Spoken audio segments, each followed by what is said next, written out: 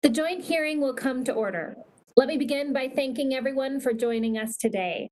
I hope that my colleagues, our witnesses, and viewers are staying healthy and safe. I want to thank Chairman Payne and Ranking Member King of the Emergency Preparedness, Response, and Recovery Subcommittee for coming together with Ranking Member Crenshaw and me to hold this hearing. We're here to discuss federal and state efforts to procure critical supplies in response to the coronavirus pandemic. First, I want to acknowledge that the Federal Emergency Management Agency, FEMA, which was put in charge of the federal government's response, was asked to testify today. While FEMA is not here today, I understand that Administrator Gaynor plans to appear before the full committee later this month. I'm pleased to hear this because it's vital that we work together to address this challenge. I look forward to meeting with Administrator Gaynor in person soon and hearing what our witnesses have to share today to inform that discussion. There's no denying that the coronavirus pandemic has presented unparalleled challenges. One of the greatest challenges has been securing adequate testing supplies and personal protective equipment, or PPE, such as gowns, gloves, surgical masks, and N95 respirators. A surge in global demand for these supplies, most of which are produced overseas, caused severe shortages, especially for those on the front lines. In response, the federal government distributed the limited supplies in the Strategic National Stockpile and expedited PPE shipments by airlift to distributors' existing customers rather than to states directly.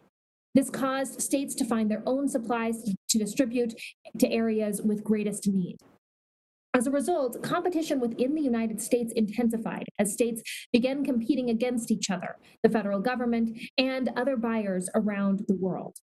This competition for limited resources drove up prices and attracted new brokers into the marketplace that were inexperienced and unreliable. Buyers with less purchasing power, such as smaller states and rural areas like those here in the district I serve in New Mexico, had greater difficulty obtaining supplies.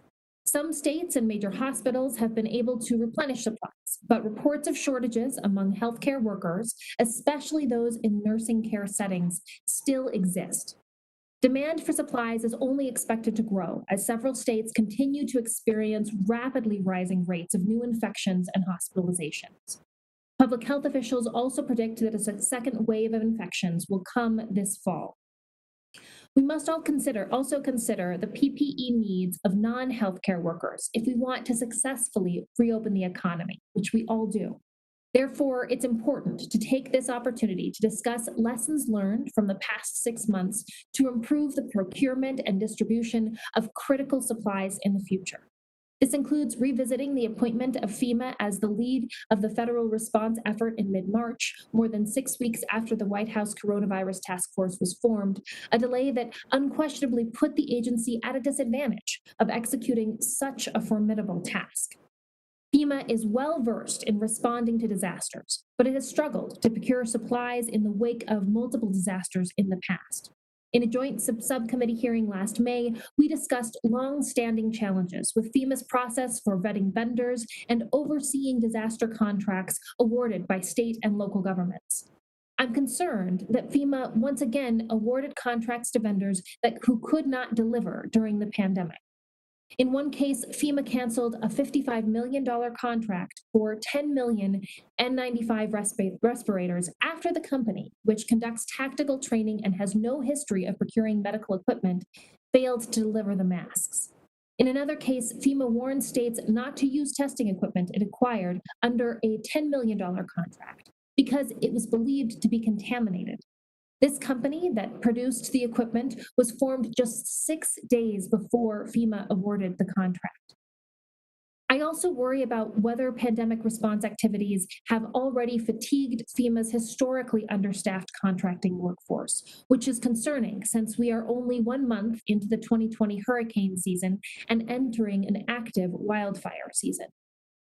I look forward to hearing from our witnesses today on their views of FEMA's role in leading the federal response effort and how we can work together to improve the procurement and distribution of critical pandemic supplies. Thank you again for joining us today. Since we have a number of members joining today, I will be vigilant in watching the clock and ask that my colleagues be mindful of their time available for statements and questions. The chair now recognizes the ranking member of the Subcommittee on Oversight, Management, and Accountability, the gentleman from Texas, Mr. Crenshaw, for an opening statement. Thank you, Chairwoman Torres Small and Chairman Payne. I'm pleased to participate in this hearing today. Today's hearing is to examine matters related to the management and distribution of medical supplies in response to the pandemic. This topic is of the utmost importance to our country and to each of our states. My home state of Texas recently experienced an uptick in reported cases, as did 33 other states. Many are holding steady, and only three states saw a decline in the number of cases last week. As we see cases increasing, we must ensure that our healthcare providers and first responders have the equipment they need to provide treatment while protecting themselves and slowing the spread of the virus. The size and scope of this response effort is unprecedented. We have not experienced anything like this in the history of our country. Some experts have compared this to the outbreak of the Spanish flu in 1918, but today we are a much more mobile society, and our economy and supply chain are much more interconnected with the world. While we're using many of the same tools, such as social distancing, some quarantining, many of the supplies that doctors and hospitals use today to combat the virus are not manufactured in the United States. Because many of our medical supplies and pharmaceuticals are not produced domestically, we are competing with the rest of the world for the supplies we need to treat our people. Countries like China have a stranglehold on our medical supply chain. We must take steps to regain control of the supply chain from the communist regime. This is especially important during a global pandemic. To make matters worse, there's evidence that China deliberately misled the world about the extent of the outbreak in that country while hoarding critical medical supplies and decreasing exports to the rest of the world. Had we known the true number of individuals infected in China, we would have quickly realized that our stockpile of ventilators and 95 respirators and other medical supplies were not going to be enough to meet the demand and been able to act earlier to meet the projected need. While we may have lost critical time at the beginning of the pandemic, once we began to understand this potential scope of the outbreak in this country, the administration took steps to increase the availability of necessary supplies. Fema was put in charge of distribution of medical supplies rather than HHS because of its logistical capabilities and relationship with state and local emergency managers. Fema established Project Airbridge to find medical supplies and quickly get them to where they were needed. The President used the Defense Production Act to encourage U.S. companies to join the fight against COVID-19 by altering their operations to provide for critical medical supplies. Ford, GE, General Motors stepped up to assist with manufacturing ventilators. 3M doubled its production of N95 masks to 100 million a month. Bauer, a U.S. company that makes hockey equipment, stopped making helmet visors and started producing face shields for medical professionals. As wearing a cloth face covering became a way of life for millions of Americans, MyPillow began producing masks to meet the demands of Americans' needs. After it became apparent that hand sanitizer was in short supply, many distillers, like Whitmeyer's in my district in Houston, converted from making alcohol for consumption to producing hand sanitizer. American companies are not just meeting PPE and medical equipment demand, but looking forward. In a month and a half, Houston's Metastar founder, Mansour Hirani, took his idea for a filter that can kill COVID from an idea to a prototype, to a tested and proven concept that kills 99.8% of the virus. And these are just a few examples of U.S. companies stepping up to support our country during the crisis. Many other companies have donated portions of their profits to aid in the fight against COVID. As we continue to learn more about this virus and the best ways to prevent its spread, we must continue to build our stockpile of medical supplies and ensure that our healthcare providers and first responders have the tools they need. Look forward to hearing from our witnesses today on the best ways to do that. I yield back. Thank you, Ranking Member Crenshaw. And I now recognize the chairman of the Subcommittee on Emergency Preparedness, Response, and Recovery, the gentleman from New Jersey, Mr. Payne, for an opening statement. Thank you, Madam Chair. It's an honor and privilege to be with you and my colleagues here today. First, I'd like to say I hope everyone and their loved ones are staying safe and healthy, and my condolences to those who have lost loved ones because of the coronavirus. I would like to thank Chairwoman Torres Small and Ranking Member Crenshaw of the Oversight, Management, and Accountability Subcommittee for coming together with Ranking Member King and I to hold this hearing. I would also like to thank the witnesses for being here today to discuss pandemic and the challenges with supplies and procurement, a topic that is so incredibly important for our country at this moment. For too many communities, the pandemic is continuing to get worse. The magnitude of this pandemic is devastating. It didn't have to be this way, but there was a clear lack of leadership, most importantly at the White House itself. The lack of leadership extended to the federal government's procurement strategy, and those effects have been felt by states, local governments, and frontline workers who are trying to contain COVID-19 around the country without the proper PPE or supply. Instead of taking proactive steps early on to invoke the Defense Production Act, build up our supply reserves, and initiating a whole of government procurement strategy, and quickly getting testing supplies and other vital medical equipment out in the communities, President Trump was instead downplaying the threat of this virus and telling the American people that it was under control and was a problem that was going away. I hope that it is clear now, with more than 3 million cases and well over 130,000 deaths nationwide and daily cases on the rise, the virus was not and is still not under control. During the pandemic, states have been left to fend for themselves while dealing with a market that was unsubscribed and under-regulated. This led to chaos on the front lines, with our healthcare workers having to reuse masks or use trash bags as gowns in an effort to try to protect themselves. Efforts by the federal government to address supply shortages has also been marred with problems. These problems include the lack of coordination, have plagued the entire federal response. The initial response was disorganized, wasted valuable time that could have been used better to prepare for what was to come. These problems continue today. Rear Admiral Palawczyk, oh boy, I messed that one up, Palawczyk, head of the Supply Chain Stabilization Task Force, recently testified that the federal government still does not have information on the state stockpiles of PPE or other supplies. Or Project Airbridge, which has now been retired, but where reports have stated that many states and cities were not aware whether supplies brought into the country through Project Airbridge initiative were coming into their jurisdictions. Further, some shipments of PPE that FEMA coordinated to nursing homes around the country were reportedly defective and inefficient supplies. Finally, federal government contracts for supplies were not vetted properly before being awarded.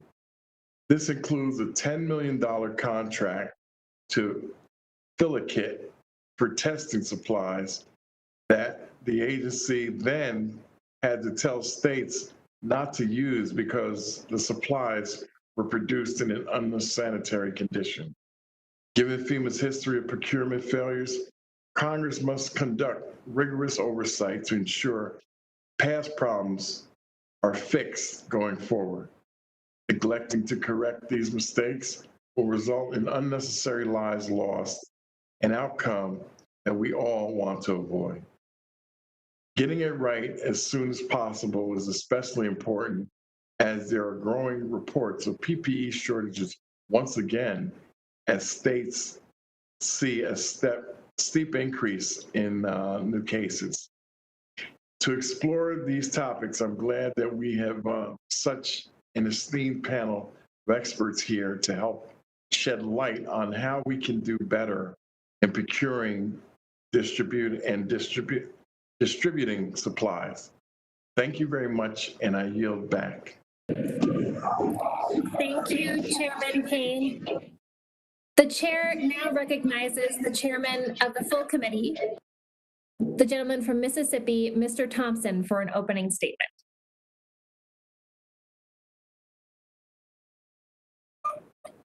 Chairman Thompson, if you wouldn't mind just putting yourself off mute.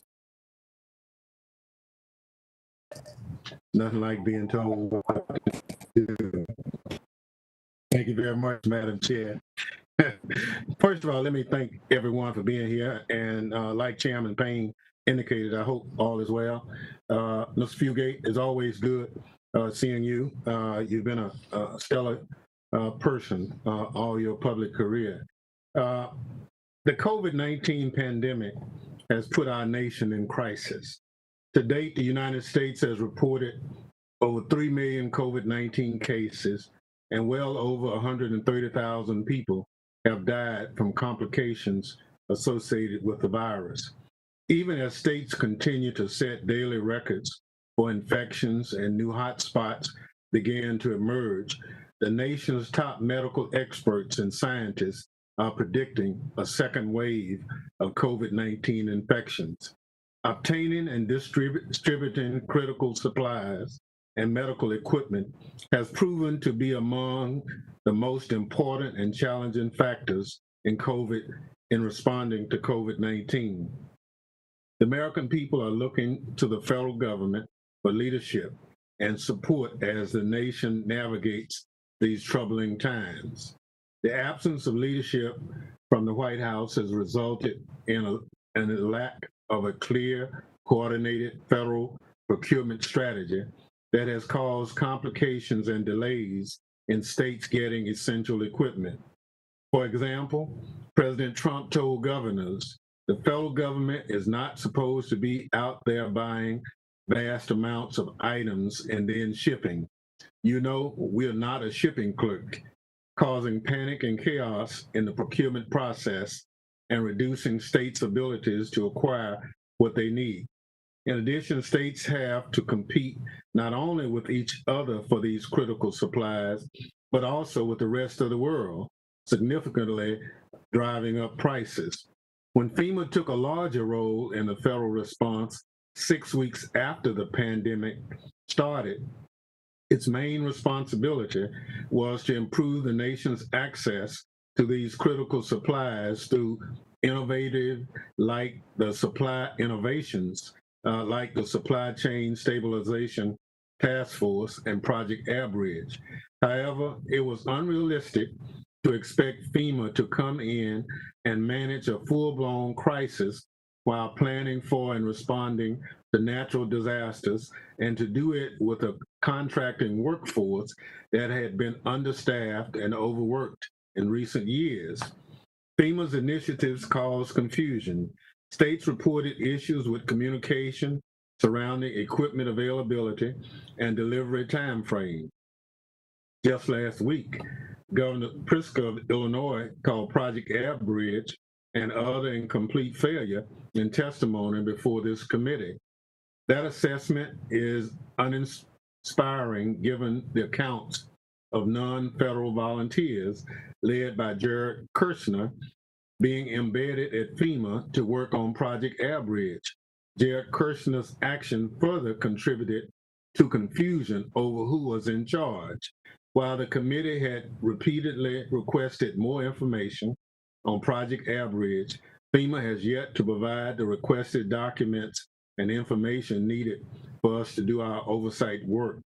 Though FEMA was the administration's choice for this mission because of its experience in disaster contracting and logistics, it has had a history of disaster contracting challenges.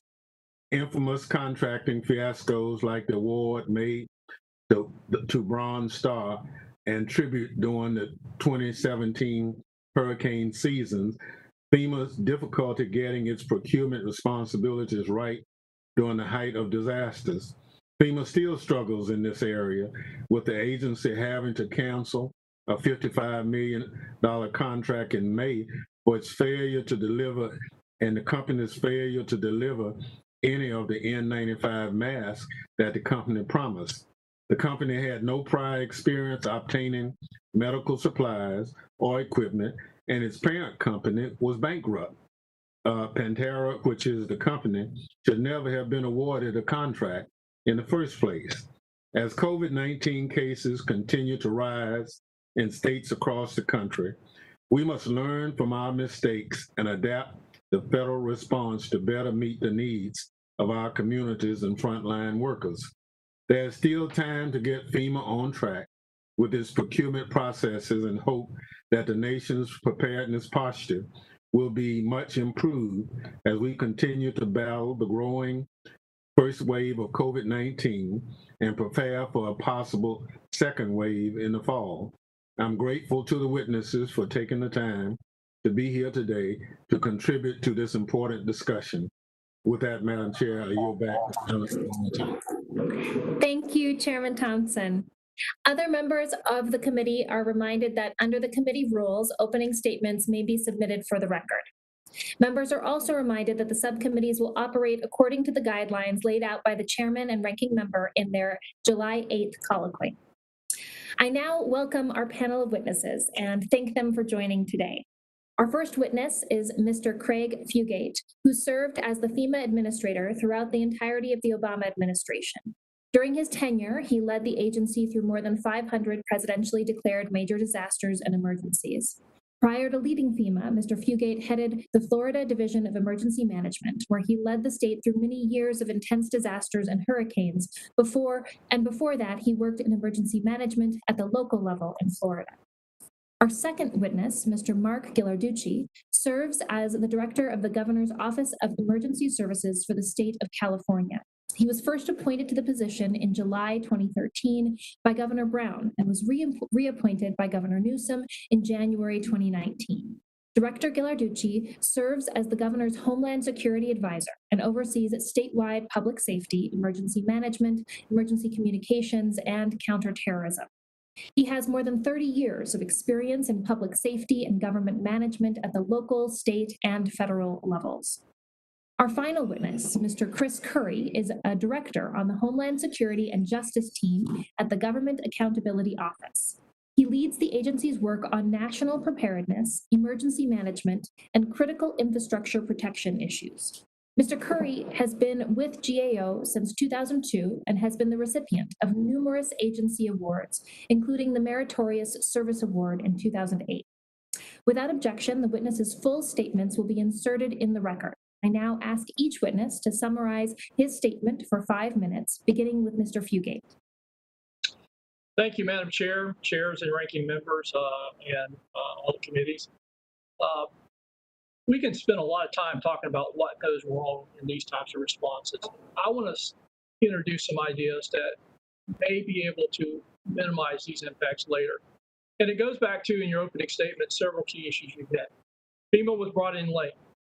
A lot of this has to do with that FEMA is too often only seen as the agency to respond to states for natural hazards. Even though, as the Homeland Security Act, as amended, or also known as the Post-Katrina Emergency Management Reform Act, essentially gives the president the authority to use FEMA in any crisis, not just when there is a Stafford Act declaration. And I think this is something that needs to be reinforced. If we are going to utilize FEMA as a crisis agency, that role needs to be further strengthened and defined so that it's not that FEMA takes over. In fact, I was a little bit disconcerted when they put FEMA in charge of this response. I still felt that CDC and Health and Human Services should have been the lead and FEMA supporting it. But just like we supported USAID in the response to the Haiti earthquake, as we supported Customs and Border and Health and Human Services, Family Services, during the unaccompanied children on the border, and as we supported CDC in the Ebola crisis. FEMA is not just about hurricanes, wildfires, or earthquakes. We're all hazard, or they are an all hazard agency. And I think that strengthening that as the nation's crisis manager would further streamline federal response in future crises. It isn't that FEMA takes over, but FEMA helps many agencies who do not do crisis response full time, as you point out, do not have the relationships with the state emergency management teams like Director Ghilarducci, and often find themselves struggling in those first days, first weeks to begin that response. The second part of this is the Stafford Act. Too often, I think FEMA is defined by what you can declare under the Stafford Act. And under the Stafford Act, for major presidential declarations, Congress has enumerated what would be considered a disaster. Pandemics are absent. So are cyber attacks. And in many cases, certain terrorist attacks, unless they involve an explosion or fire, could also conceivably be excluded. I think by amending the Stafford Act, adding pandemics, cyber attacks, and other events to that, so we are no longer uncertain about FEMA's role, could have turned on much of the individual assistance programs, the early ones, the early piece of this. When we're dealing with how to provide everything from disaster unemployment, food stamps, crisis counseling, legal assistance, all things that could have been turned on in that disaster. The third area that I think we need to address goes back to this whole supply chain. I like to say that efficiency is the enemy of resiliency. And what you're seeing in this pandemic in a just-in-time global delivery system has produced very efficient, low-cost supplies, particularly in the healthcare industry. But what we're seeing in this pandemic is only the tip of what could happen to other industries where we have critical infrastructures from communications, power systems, water supplies, treatment systems, across a whole vast definitions of what Homeland Security has defined as critical industries that are dependent upon international global supply chains. That has increased our vulnerabilities in competition, but also lack of ready access. I think we need to look at increasing the capabilities of domestic production. This will not be based upon a business model that says we get the best value. It is about creating the inefficiencies to build resiliency, either through tax credits or purchasing power. But if you wait until a crisis occurs and then discover that your supply chain that you need for critical infrastructure or supplies is located on the other part of the world, and now there's disruptions, either intentional or competition, or the fact that disasters can occur elsewhere and disrupt our supply chains, we are seeing with the pandemic how loss of domestic capability and production is actually impacting our ability to respond. So I don't know, again, as we look at this, just like our defense industry, we don't outsource building our submarines. Why are we outsourcing those supplies that are critical to key infrastructures that we need to have up and running?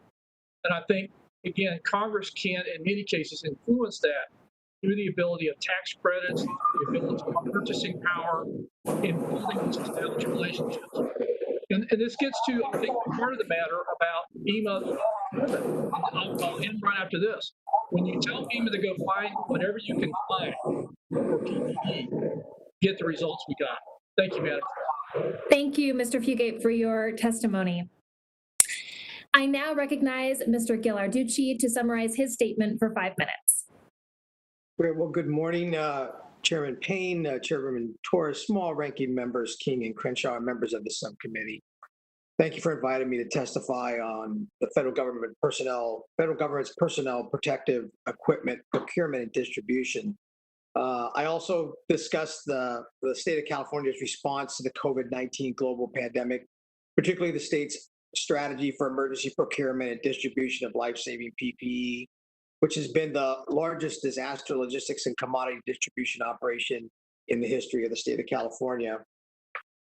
On behalf of the state of California, I want to begin by extending my sincere gratitude to all of the federal agencies who have provided coordination, assistance, and funding in helping California respond to the COVID-19 pandemic. Along with most of the nation and the world, California has been severely impacted by the COVID-19 pandemic. As of July 13th, the state has 336,508 cases and has tragically lost 7,087 lives to the disease. However, California began dealing with indirect effects of this pandemic long before any other state. In January, when the state coordinated and accepted flights of repatriated citizens from China. Shortly after, California coordinated with the U.S. Department of Health and Human Services in an unprecedented operation to safely disembark and quarantine all passengers of the Grand Princess cruise ship. In January of 2020, as the COVID caused the entire city of Wuhan in the Hubei province in China to quarantine, California rose to meet the need when the State Department began repatriation flights to bring American citizens home. Cal OES activated the State Operations Center and worked with the State Department Department of Defense, Department of Homeland Security, and the Health and Human Services Agency and other federal agencies and state agencies to assist in the coordination of these missions. On February 1st, there were 6 confirmed positive COVID-19 cases in California. By late February, the state enhanced its capabilities and dedicated to COVID response after the first case of community transmission in the state. By March 4th, the governor declared a state of emergency in anticipation of increasing rates of the COVID-19 infection. At that time, resource requests for PPE were accelerating, prompting the State Operations Center to begin distributing the 21 million N95 masks and 1 million surgical masks we had in our reserves. On March 6th, CalOES received notification from the U.S. Department of Health and Human Services that the Grand Princess cruise ship was heading to California from Hawaii. The Grand Princess, normally ported in San Francisco, initially went to Mexico before coming back to California to offload and pick up passengers. It then set sail to Hawaii. There were unknown number of sick people on the ship. California supported the CDC, the Health and Human Services Agency, and ASPR with several high-profile missions to the Grand Princess while still at sea, including transporting medical staff and necessary PPE, testing of staff and passengers, delivery of essential medications to passengers, and several evacuations of sick individuals. This was a major operation that demanded California provide incident management support and large quantities of logistical support to Health and Human Services, the lead federal agency, including medical personnel and PPE. At this time, our partners at Fema, Region 9, were very responsive and provided as much assistance as possible, given they were not yet the lead federal agency. Following an extensive effort involving multiple levels of government, the state developed a plan for the ship to berth the Port of Oakland. First passengers disembarked on May 9th, and the last passengers disembarked on March 9th and March 16th, in a meticulous process to protect the health of everyone involved. Passengers, including Californians, other U.S. citizens, and foreign nationals, were transported to and quarantined at Travis Air Force Base, Marine Corps Air Station Miramar, and other alternate care sites established by the state to ensure that no COVID-19 spread in the community before they returned home. During the repatriation of the Grand Princess operation, it quickly became clear that Health and Human Services had trouble with maintaining the tactical scope and scale to respond to the issues that arose during these missions. All deployed staff from Health and Human Services had specific purposes and were inflexible or unable to respond to evolving needs in the state in a timely way for challenges we were addressing. Recently, we have heard that the federal government has considered placing HHS back in the lead coordination role for this pandemic. This is concerning, as we believe it would not necessarily slow down and complicate the national response that is underway. FEMA's infrastructure and experience leading operations across the entire federal family and assisting states has actually been incredibly valuable and should be continued. Overall, the most significant challenging of the federal government's response to the pandemic has been the lack of a coordinated, centralized approach to secure, obtain, and distribute PPE.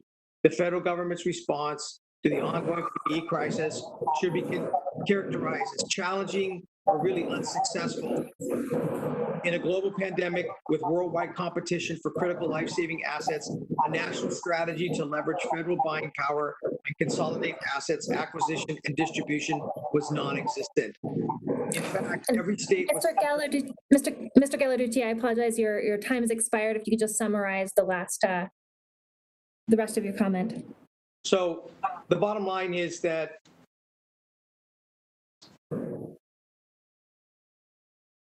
overall, the efforts of obtaining and coordinating on a national scale, since we're talking about PPE and the needs to get it in a timely fashion, setting up a competition where states were competing with each other and states were competing with the federal government for limited commodities that were absolutely necessary for life-saving is not a position that we should be in as a state or as a country. This is problematic. And supply chains and having a capacity to have domestic supplies enhance those domestic supplies. And when you don't have those capabilities, implementing the Defense Production Act in a real way to be able to adequately and rapidly provide PPE is critical. In this case, that did not happen. Thank you for your testimony. Thank you. I now recognize Mr. Currie to summarize his statement for 5 minutes. Thank you, Chairwoman Torres Small, Chairman Payne, Chairman Thompson, and Ranking Member Crenshaw, and other members that are here today. I appreciate the opportunity to be here to talk about GAO's work on the response to COVID-19 so far. Just 3 weeks ago, we issued our first report on the overall federal response to COVID-19. The report covers over $2 trillion in federal spending and programs, some of those programs which are brand new and on a scale that we have never seen before. Our folks have been working around the clock to provide oversight of this funding, and our goal, as always, is to provide accurate, fair, and balanced information to you, the Congress, and also the American people. This pandemic and the scale of the federal response is not even closely comparable to any disaster or public health emergency the country has faced. And we've been looking at this for over 2 decades, really since the anthrax attacks in early 2000. We've seen a marshaling of resources and a distribution of supplies that 8 months ago we would have thought was impossible. For example, for the first time in history, every state in the union, DC, most territories, and several tribes all have federal disaster declarations at the same time. That's never happened before. I think it's important that we recognize the federal, state, and local officials responding to COVID-19 around the clock and the millions of healthcare workers on the front lines. Let me just be clear that there have been major challenges. However, unlike other disasters where we can only look back at the response, we are still responding to the pandemic and will be for a while. As a result, we have a unique ability in this case to make course corrections now to address rising COVID-19 cases and looming challenges this fall when flu season hits and health experts expect COVID-19 to get even worse than it is now. I want to outline some of the challenges that we have seen in our work over the last few months, not to point fault or focus on the past, but to help figure out how we get better as we move forward. First, it's clear that existing preparedness and response structures and resources were overwhelmed. For example, we now know that the Strategic National Stockpile was not adequate to cover nationwide gaps in our public health system and underinvestments in that system for several decades.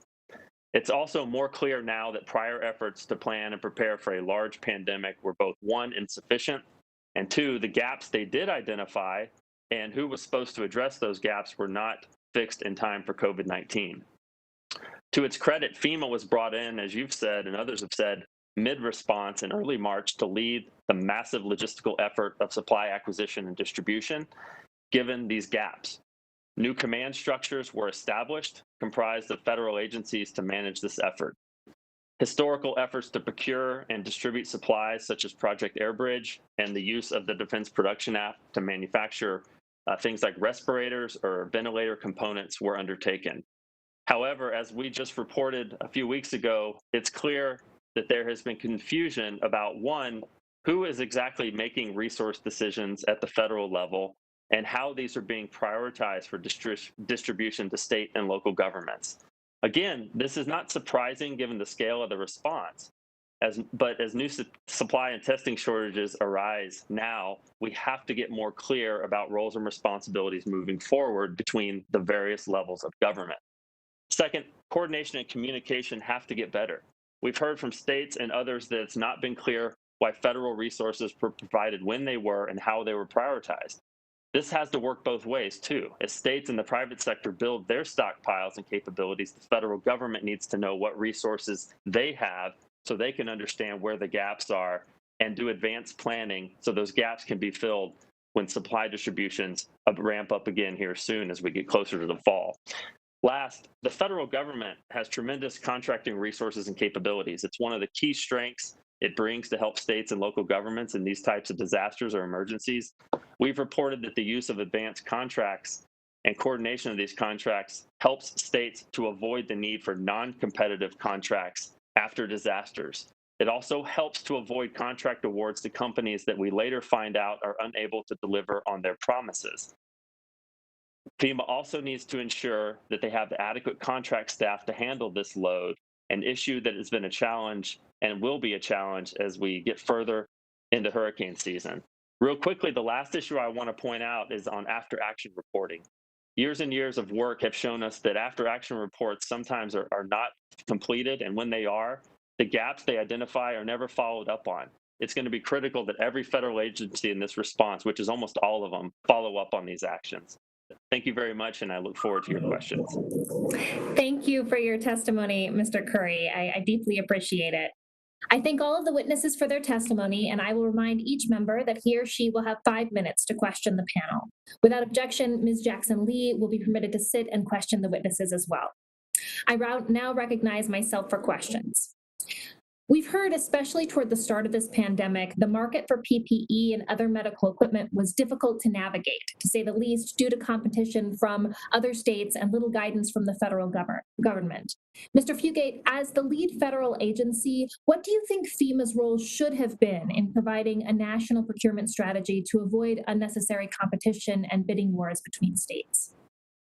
Well, for FEMA, this is brand new. They don't procure this type of equipment on these scales, so the learning curve is very painful. And I think probably the biggest problem I saw early on is nobody was thinking a big number. If you're going to use the Defense Production Act, you have to use it early. The problem is there was not certainty it was going to get that bad.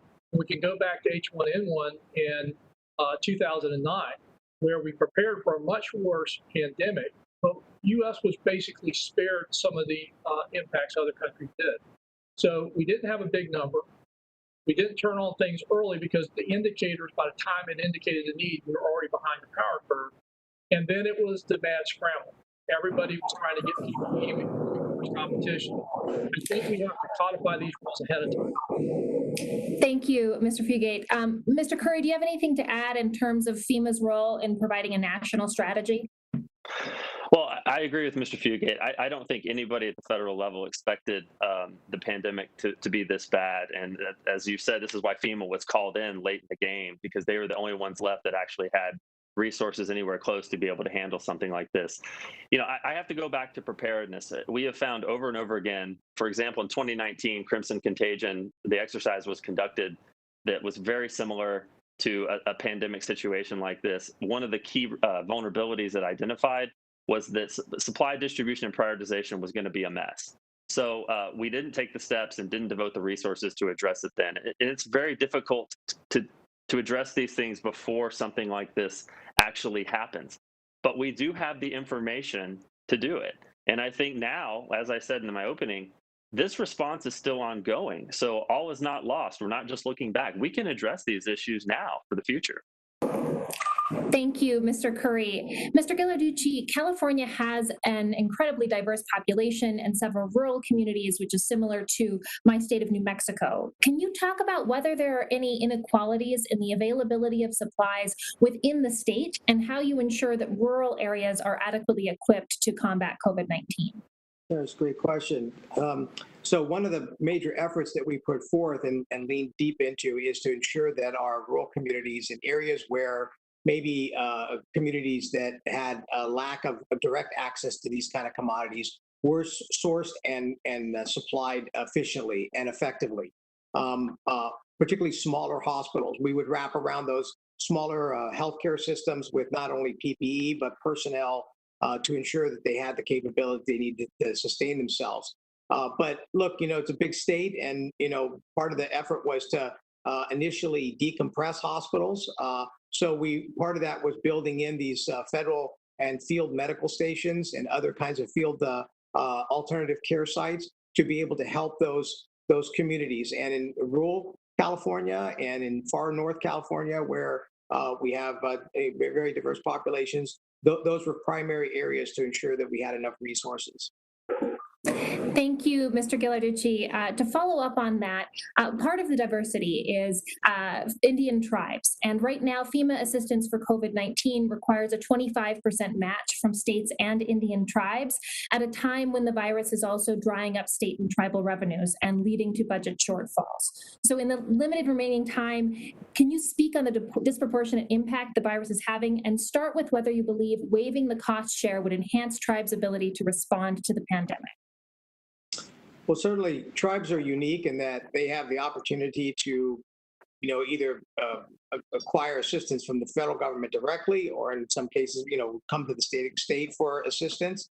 But let me be clear, waiving the cost share in this particular endeavor, this is such a massive, complicated event. It's long, really a marathon.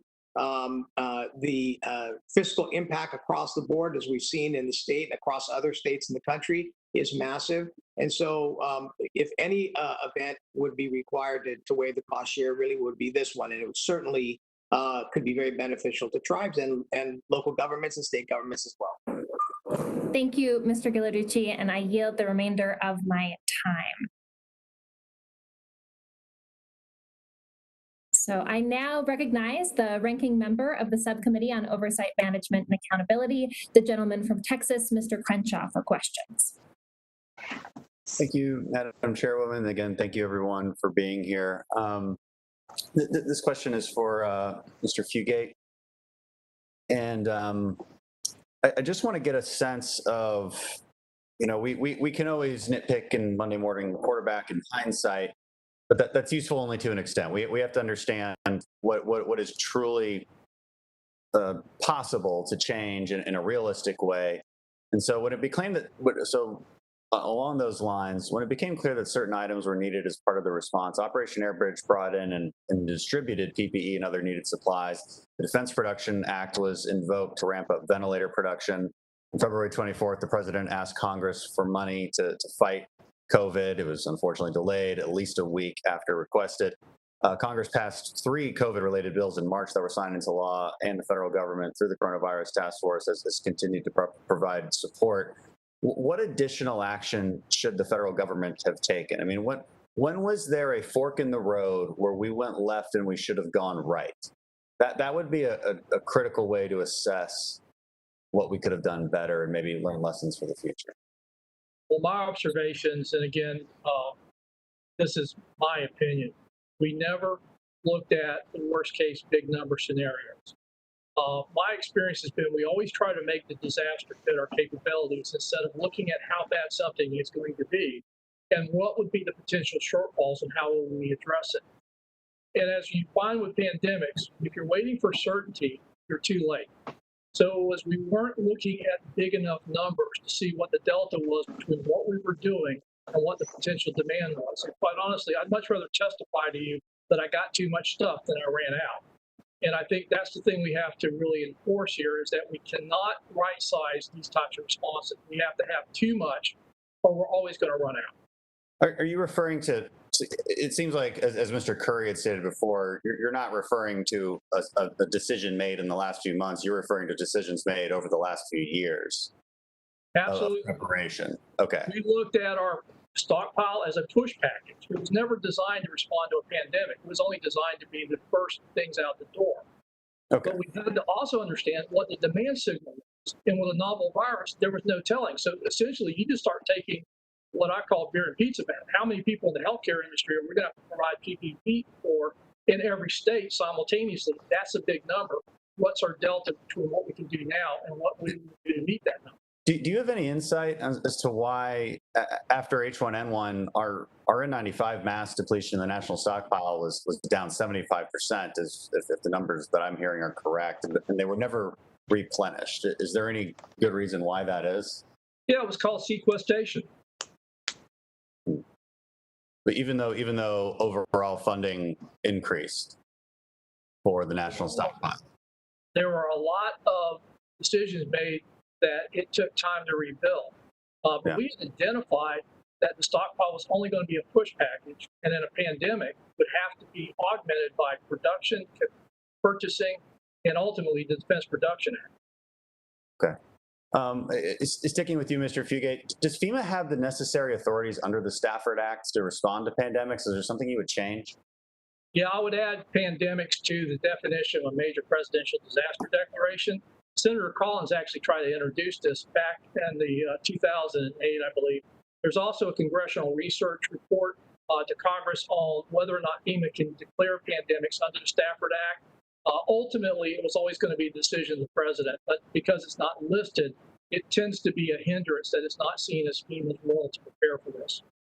One thing that's interested me in as we sort of have this national debate over response is I hear from states sometimes that they felt like there was not enough of a national plan, and then I also hear that they weren't given the flexibility they needed to, say, do their testing planning the way they would have liked to. So, as far as the state-federal response or relationship, are we still basically on the right track? What lessons can we learn, and what should be shifted in that relationship?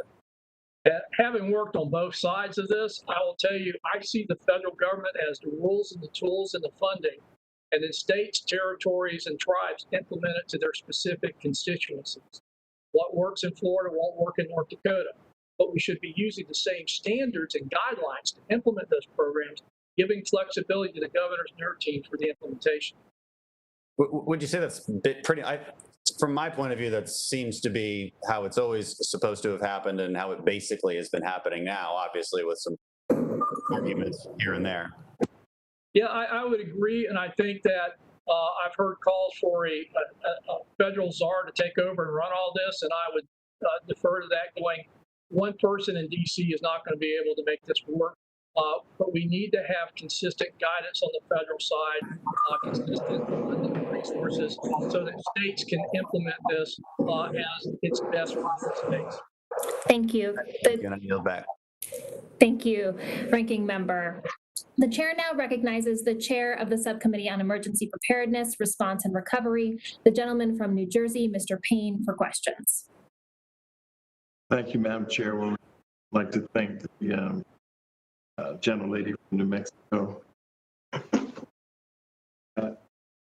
As we, Mr. Fugate, it's once again good to see you. Always a pleasure. We appreciate your service to the country. It's been second to none.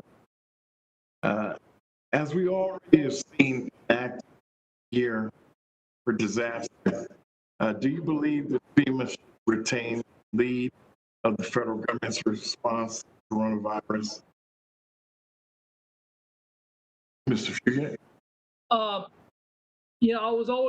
I found it fascinating when they put FEMA in that lead role, because if you think about FEMA, they're the ultimate support agency. Either we're supporting governors and their response, or supporting a lead federal agency that has jurisdiction. And in FEMA's history, this goes back to the Challenger disasters, where FEMA was in support of NASA. By putting FEMA in the lead role, I think we lost a lot of the expertise that CDC should have had, that FEMA could have supported.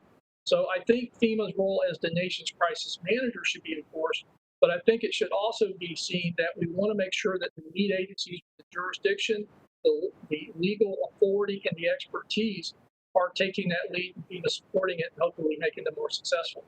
Thank you. Mr. Ghilarducci, same thing? Yeah, I'll agree with Craig. I think that the topic here is that not necessarily FEMA being the lead agency, but being the lead coordination agency at the federal level.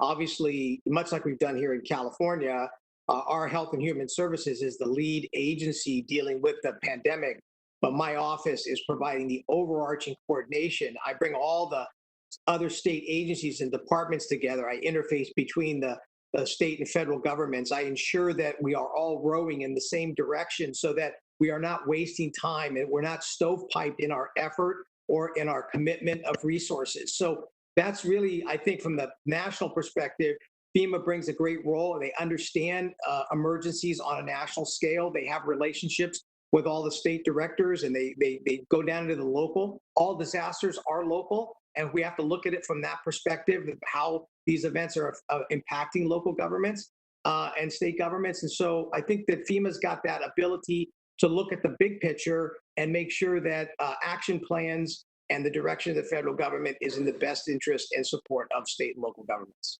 Thank you. Mr. Currie, what impact does constantly shifting responsibility for various response activities have on the federal government's ability to effectively manage a nationwide emergency? Well, I think that roles and responsibilities being clear is critical in this case. And I think, just to go off what some of the prior responses to your questions, I think we were victims of past successes in other situations. You know, typically in situations like H1N1 and Ebola and Zika, and everything we've had over the last 50 to 60 years, the HHS and CDC has been able to handle the response to those public health emergencies. And so because of that, the structures we have had in place to deal with public health emergencies and pandemics is focused on their role and their responsibilities, which is appropriate. They have the medical expertise necessary. But what's clear in this case is they did not have the logistical capability that was required in a large pandemic. So moving forward, I think the key is going to be to us to figure out what new structures and new processes and roles and responsibilities need to be in place to handle the rest of this pandemic, and hopefully we don't have one, but one in the future as well. Thank you. Also, Mr. Currie, how do you think deficiencies hindered FEMA's ability to properly develop and execute procurement strategy for COVID-19, given GAO staff's work on these issues? What is the number one outstanding recommendation you think that FEMA needs to address? Well, a couple come to mind in this case. The first is, I'll throw out the contracting issue, which has been a huge challenge.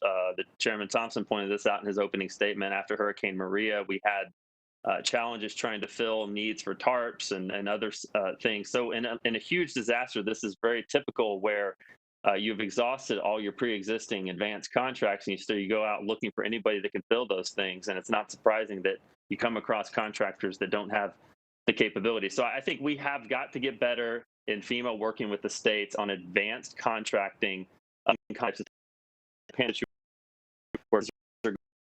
certain systems involving less advanced can need it. Thank you.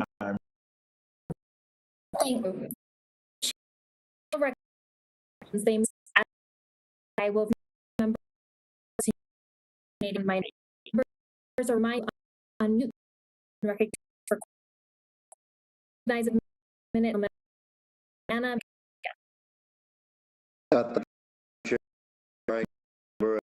My one see you over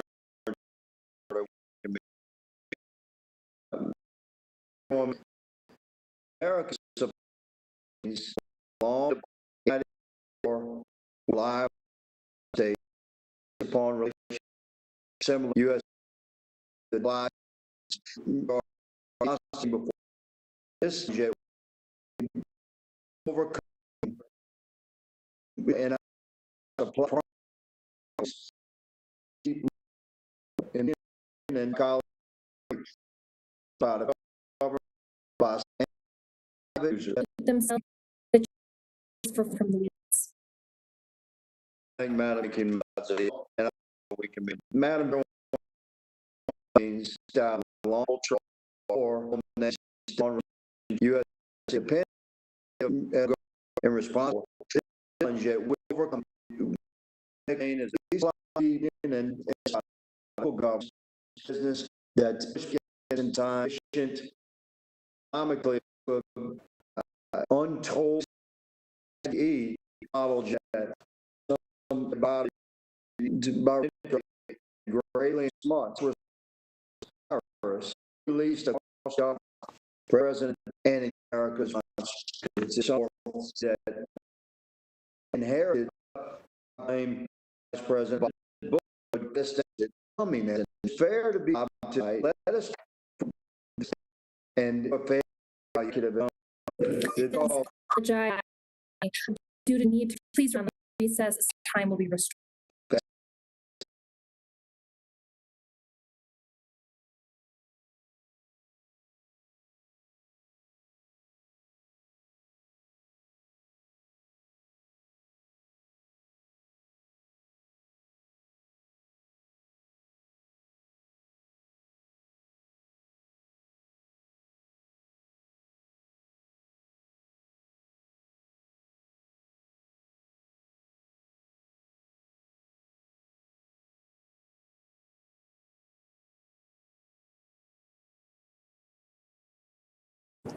The committee will reconvene. The chair now recognizes for 5 minutes the gentleman from Louisiana, Mr. Higgins. Thank you, Madam Chairwoman. Let me say that I very much admire and greatly respect you. You have been the face of calm and reason during this technological challenge. It's very clear to me and to my colleagues on both sides of the aisle. I'm quite sure why the people of your district have placed their faith in you. That being said, I'm going to be submitting my opening statement and question in writing. I'm being pulled to another congressional obligation at this time, and I'll be yielding the balance of my time to the ranking member. But before I do so, let me say that despite the best efforts of our colleagues, I say again that I call upon the majority to consider allowing the House to return to regular order and voting in person. Let's step away from proxy voting and remote committee appearance, because, again, despite the best efforts, the technology just is not quite there yet. And I would say that we need to be in person regardless. But during a time of emergency, it could be foreseen that this is required, and we've learned a great deal. However, I'll be continuously calling for the return to regular order. It's within the constitutional parameters that I believe we should serve. And you have been fantastic during this hearing and this challenge. I apologize to our witnesses, and I'll be yielding the balance of my time to the ranking member. I yield now. Thank you, Representative Higgins. I couldn't agree more, and I think the way you presented your case is exactly right. This is not a hit on this subcommittee at all. This is a hit on the entire Congress. It has to stop. We all know full well, we're all common sense people. We all know that we could do this in person and show the American people that we have just a modicum of courage, just a little bit. It'd be easy. We don't have to all congregate in there at the same time. Usually we don't anyway. Most of us watch from our office and then go in when it's our turn to ask questions. We could easily socially distance. We could wear masks. We could take all the proper precautions. We could easily do this. And yet our House of Representatives has chosen not to. This isn't the first time we've had technical problems. Of course we're going to have technical problems. Many other committees have had it. We've had it in this committee as well. This is not the chairwoman's fault. This is leadership from the top. And this is more than just about technical problems. It's about the ability to demonstrate to the American people that we have just a little bit of courage, just enough to actually show them that we are willing to take the slightest amount of risk just to do our jobs, so that we can actually hear our witnesses instead of the garbled robotic mess that it sounded like at times when I was trying to listen to them. We could actually do our jobs. But we've sort of reversed what it means to have a sense of duty in this country, whereas it used to mean that we looked up to our heroes who overcame adversity and looked back on their hardship and said, look what I did, look what I overcame. Now we seem to elevate victimhood as a virtue. We say, look at the problems we face and look at us, we must hide. And that's virtuous, that's heroic. It's not heroic. We look like fools. We need to stop. We need to do better. We can easily do this. We all know how. We all know we could. And I think that we should be asking our leadership to put us back into Congress in person, stop the vote by proxy. We know we can do this safely. We've learned enough about this virus. We can do this by now. We can demonstrate to the American people that we are in this together and that we're willing to do our duty and do our job. It really is as simple as that. This is a highly unnecessary technical mess that we've involved ourselves in. And I hope we stop. I yield back the remainder of my time.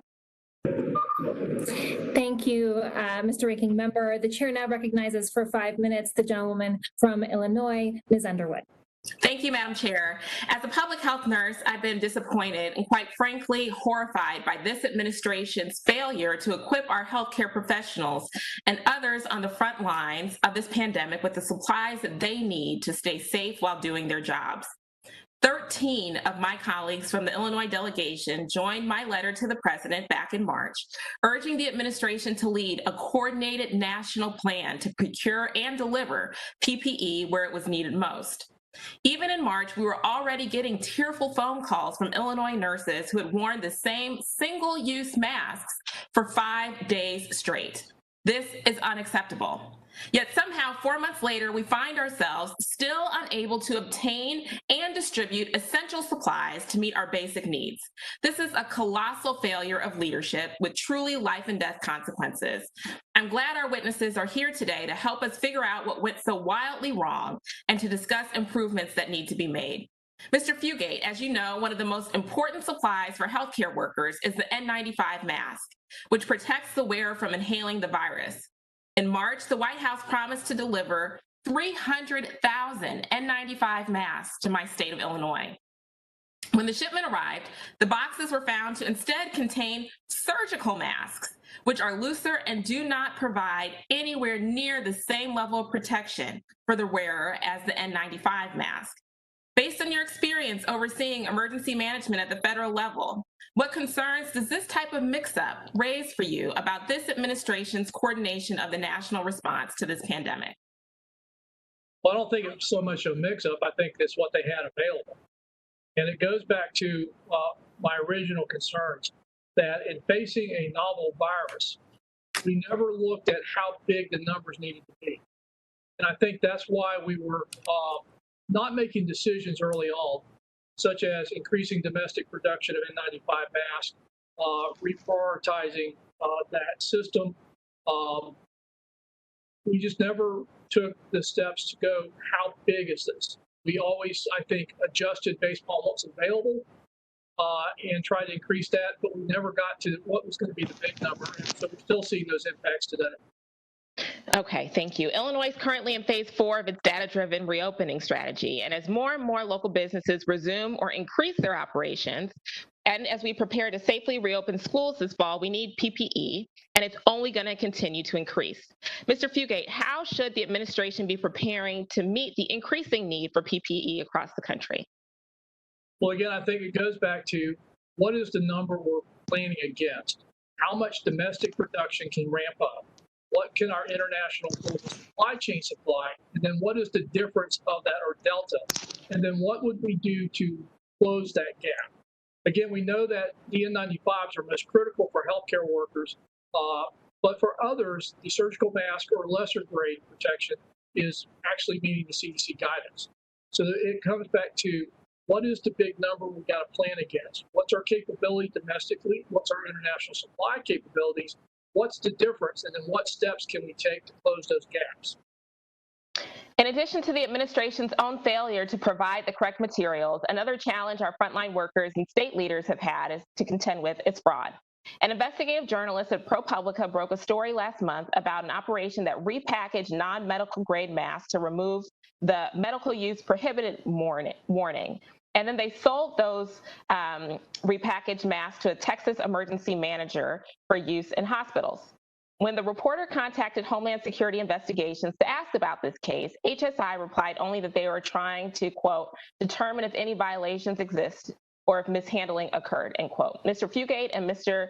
Ghilarducci, can you each explain on why the proliferation of fake equipment is so dangerous and what role does a successful federal response play in preventing this?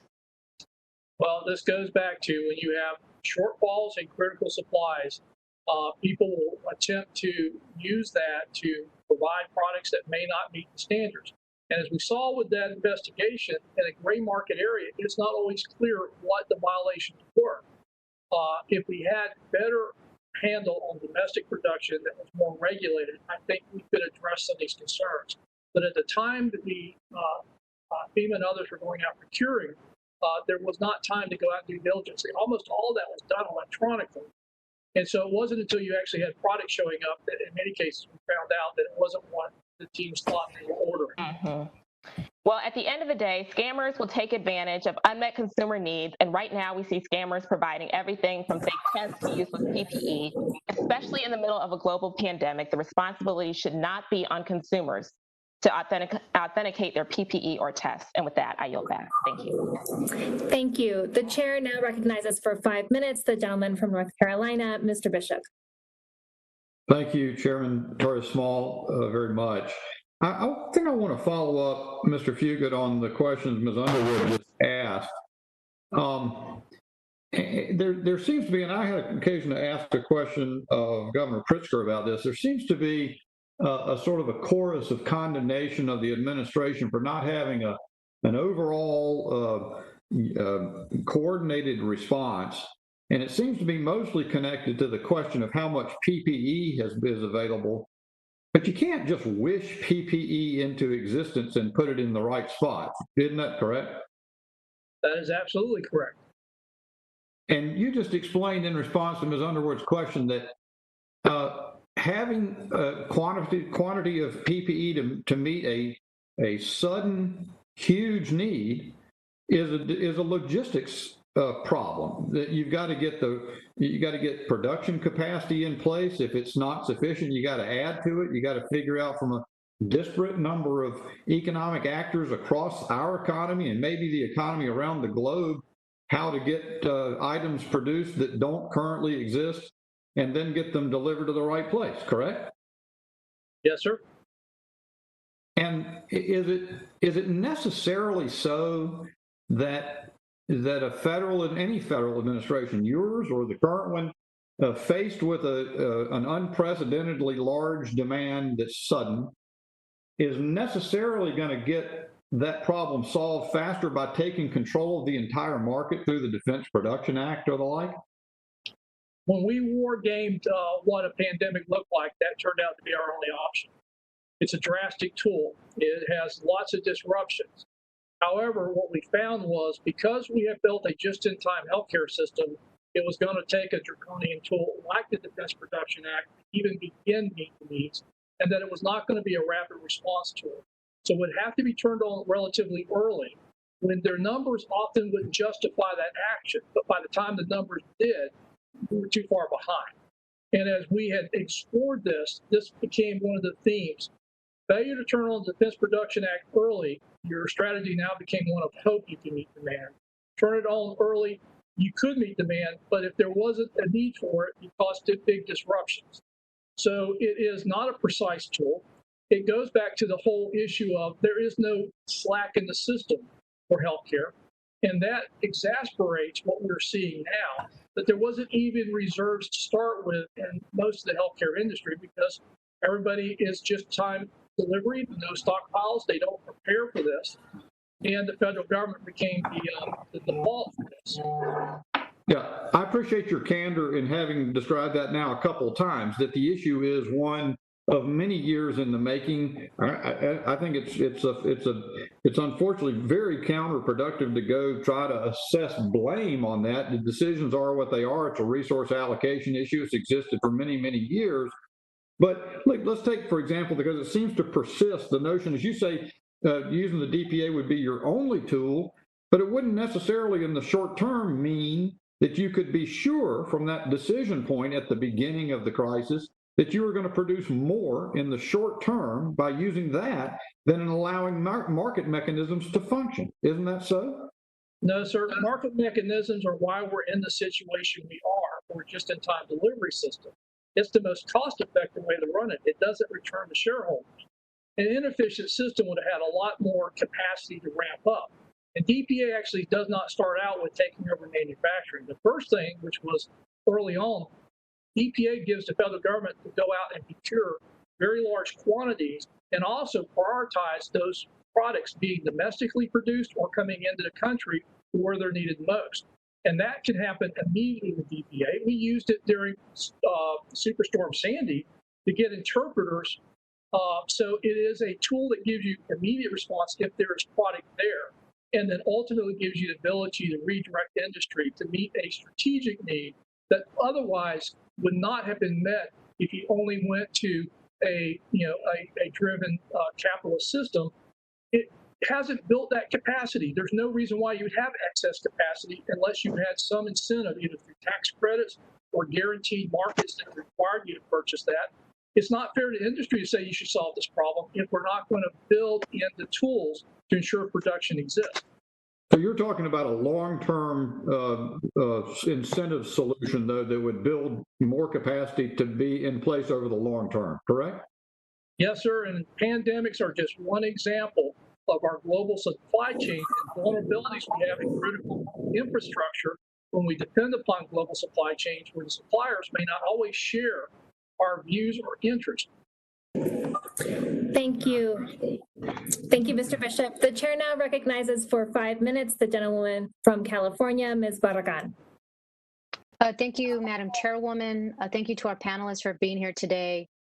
As I've heard the testimony, I'm a little surprised to be hearing so much of how wonderful the response was or how couldn't it be done better. I've heard quite and have read a lot differently. I read a lot more about the administration's failures early on. Late January, we had Dr. Bright warning about the lack of PPEs, having to ramp it up quickly. Those calls went ignored. We had the president basically saying this thing was going to go away, it was going to disappear, making the mask very politicized.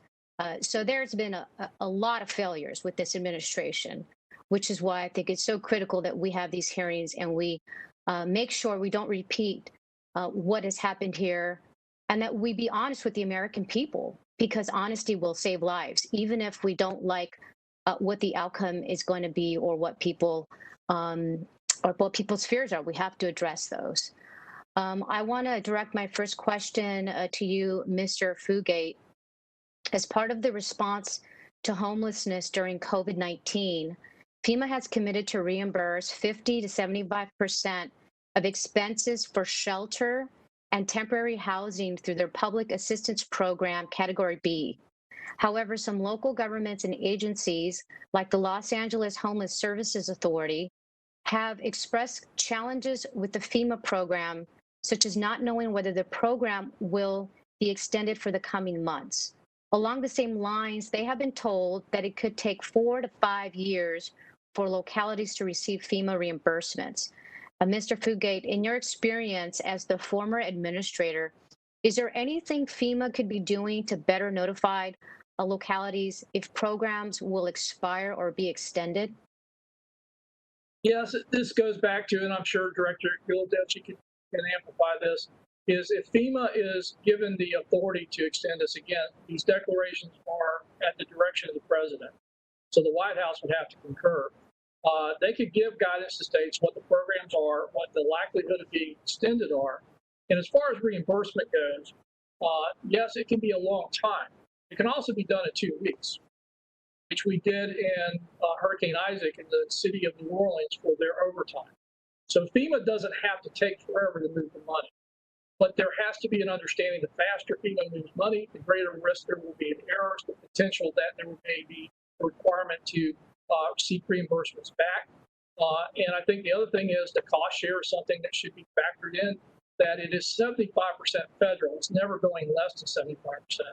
But the cost share going up to 100% may also be required in those jurisdictions that are seeing both the impacts of COVID-19 demand as well as reduction in income. Thank you, sir. Along the same lines, last week, the mayor of Toluca, Mississippi, testified that they're still waiting on reimbursements from FEMA after a 2014 tornado caused major damage to the city. That was 6 years ago. Can we expect localities to wait this long for FEMA reimbursements? And how can we speed up the process to ensure that local governments quickly receive the reimbursements? We were doing reimbursements and still doing reimbursements for Hurricane Katrina in New Orleans. In fact, in my last year at FEMA, we were approving $1 billion grant on wastewater treatment systems or wastewater systems. So the rebuilding process is a reimbursed as you build back. That can take a while. I'm more concerned about the immediate cost, which is the Protective B response cost, that FEMA should be moving that money out very quickly. Congress has provided the funding.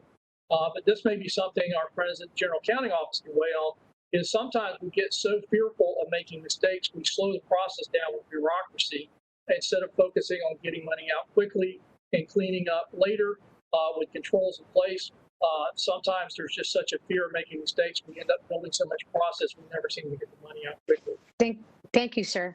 Mr. Ghilarducci, California was one of the first states faced with managing the coronavirus, especially as it received repatriation flights and returning cruise ships when the outbreak began. Can you tell us more about the evolution of your coordination with the federal government on response efforts? And did you notice a difference once FEMA took over as a lead? Thanks for the question. California was engaged early on when the first repatriation flights were brought back in. We worked with the Department of State initially, and then Health and Human Services Agency. First to set up a repatriation center in one of our airports in Southern California, Ontario. Known pretty quickly that was going to be sufficient. We needed brick and mortar facilities to keep people separated. That was our first indication that the virus and the conditions that were happening in China and the repatriation members that were coming back could be potentially sick. And so we worked to get brick and mortar barracks at March Air Force Base initially for the repatriation. That, of course, that extended into Travis Air Force Base in Northern California and then Miramar Naval Air Station. Mr. Ghilarducci, I appreciate it. I apologize. The gentleman's time's expired. The chair now recognizes for 5 minutes the gentlewoman from New York, Ms. Clark.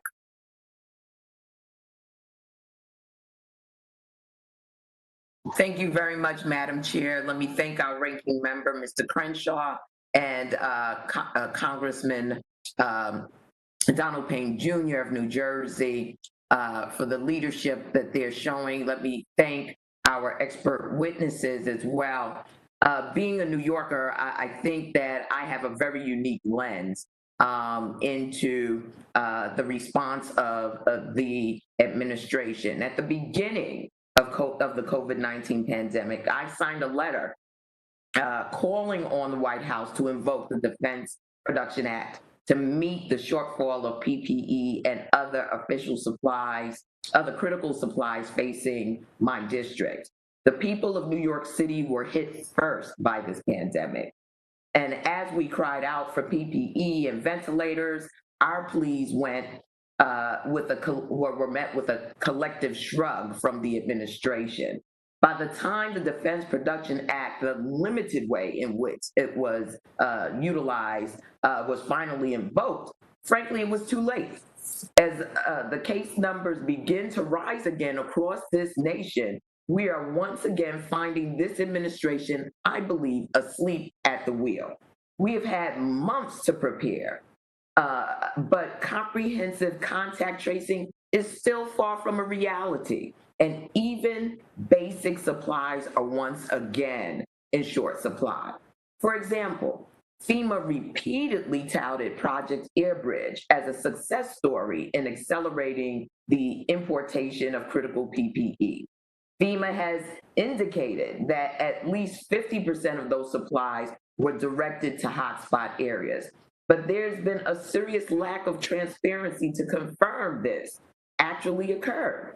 Despite repeated requests, we have yet to receive information on where the supplies went and other basic details like how long it took to coordinate each flight. You know, I will tell you that, you know, it's important to have this transparency because we're getting word on the ground, particularly in the height of the pandemic, that was actually redirecting critically needed supplies that were intended for one portion of the nation to other portions of the nation. I don't know whether that is true or not, but having transparency about what took place would answer those questions. So my first question is for Director Ghilarducci.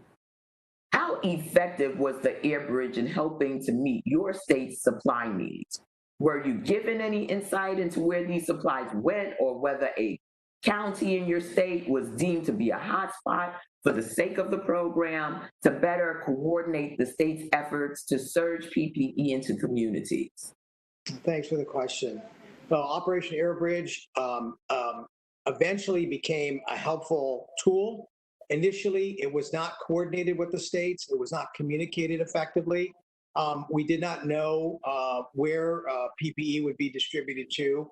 And quite frankly, the Airbridge effort actually enhanced the competition by which the states were having to deal with. In essence, Operation Airbridge cornered the market in any available PPE that we could possibly get. So I think in the end, if it was a more coordinated and communicated effort, and that PPE was brought in as a central capability that we could all benefited by, it would have worked much better. But unfortunately, it did not work that way. All right, Administrator Fugate, I want to echo the sentiments of my colleagues. We appreciate your years of service, your dedication, and your focus. In many respects, as all of my colleagues have indicated, you were sort of blindsided by the scope and breadth of depth of what we've had to deal with as a nation with respect to the coronavirus and its spread. But how does Project Airbridge compare to your experience establishing public-private partnerships while at FEMA throughout your tenure? Well, if you remember during Superstorm Sandy, one of our challenges was getting utility trucks into the area quickly. President Obama held a conference call with utility companies. He said, we've got equipment on the West Coast, but it's going to take us a week or more to get it to the East Coast. Can you help us? So FEMA coordinated with Defense Transportation Command. We used C-17s, and from the time of that call to the first touchdown of those trucks, it occurred within 24 hours. So we've worked with the private sector. In fact, we look at the private sector as part of the team, and we have used federal assets, including DoD assets, to move equipment from the private sector to achieve an outcome, which was to get utilities turned on faster in Superstorm Sandy.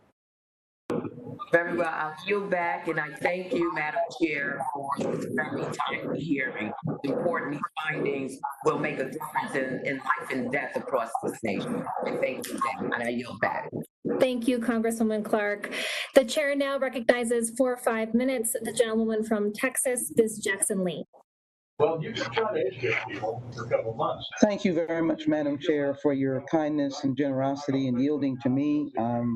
I am here in one of the major hotspots of COVID-19, and we are not really seeing an end, which I think is the uniqueness of COVID-19, is that both science and medicine have now understood that it is not a virus that they control, the virus controls us, but we know that the basic elements of it is the initiatives that we had of cleanliness, sanitizing, gloves, eyewear has come into play, as I'm wearing right now, masks and mandatory mask orders. But we also know that in the system of logistics and equipment, we suffered greatly in being prepared.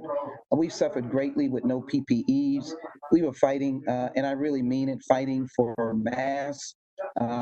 We were seemingly on markets that were impossible to penetrate in terms of trying to get PPEs. And of course, the big one was test kits, test kits, test kits. I would hear from my colleagues across the nation, where are the test kits? I can't get in. Administrator Fugate, we have worked together in the past over the years with hurricanes. And I think if I know you well, your key definition is preparedness. I'd like to hear again, in light of Texas, over 235,000 cases, now moving up to 6,000 deaths here in Houston, 60,000 plus, and number of deaths that we have as our numbers continue to grow. I happen to hospital right now where we're getting the military team, not in the hospital, but walking through a hospital where a military team will be coming to add to our medical needs here in terms of staffing. Administrator Fugate, can you speak to the absolute crucialness of strategic plans, particularly on unknown disasters like a COVID-19, and the importance of early on developing a plan for equipment which would include, please, testing, which I understand that people in Florida right now are fighting to get tests. Well, thank you, Congresswoman. It may sound trite, but what I've learned in disasters is by the time you know how bad something is, it's a little late to change the outcome. And I learned this a long time ago, and it's a simple process. It may sound trite, but it works for me. First thing is, define the disaster. Think big. Don't try to wait till you have all the information. Just go, how bad could it be? Yeah. The thing is, go big. You got to start ordering resources and personnel for that event. And looking at shortfalls and capacity. You need to go fast. The more precision, the better you're waiting for informed information, the slower you get. And the last part is be smart about it. As the numbers start coming in, adjust, and hopefully you're adjusting downward. But you never get time back in a disaster. And again, I was, as far as this being unforeseen, unprecedented, I actually helped set up an exercise back in January in the state of Florida, a no-notice exercise on COVID-19. I think we've had a lot of missed opportunities, but I think this has gotten to the point where nobody wants to talk about what didn't work. I think we also need to consider something like a National Transportation Safety Board style committee that's standing, that's nonpartisan, to review these types of events, to learn lessons so they don't become lessons observed, but are actually then implemented in the changes to change future outcomes. Well, Administrator, if I could very quickly, my research and testimony that I secured in the Homeland Security Committee hearing was that the administration actually were aware of COVID-19 as early as October 2019, which means we should have long since had some kind of discernible plan. But there are two issues that I'd like your comment on. I know already that you're not an educator, but a great public servant. The issue of test kits. That became almost of crisis proportion, with people really literally in the streets trying to beg for test kits, trying to get states to get test kits. It was unbelievable. We're now with lines of people in different cities trying to get test kits. It emphasized when you have something that is so strategically important to fighting back the disaster, which is COVID-19, how important it is to get ahead of that. And then any comment on what elements we should look at as school districts across the nation want to do the best thing for their students in light of the circumstances that you see. You're not a physician, I know that, but in terms of being prepared. Thank you. And thank you for your service. The test kits are really critical if we can get containment. When we're seeing the infection rates we have now, I don't think testing is going to change the outcome. If we get containment and then we can test people and isolate people that are exposed, we'll get this under control. But these again go back to big numbers. How big and how much would you need in a worst case scenario? Not what the plan says, not what you think you're going to need, but just go, how bad could it be, and start working backwards. Thank you, Mr. Fugate. Courtesies. Thank you, Congresswoman. I so appreciate everyone's patience in the midst of all of this. I know we've got a hard out at 12:30, so I just want to close by thanking the witnesses for their valuable time, patience, and testimony. I want to thank all the members for their questions, patience, and dedication to serving their districts. I deeply respect my colleagues, and I do not judge any differences we may have in opinion for a lack of courage in the way they serve during this crisis that we face together. The members of the subcommittees may have additional questions for the witnesses, and we ask that you respond expeditiously in writing to those questions. Without objection, the committee record shall be kept open for 10 days. Hearing no further business, the hearing stands adjourned.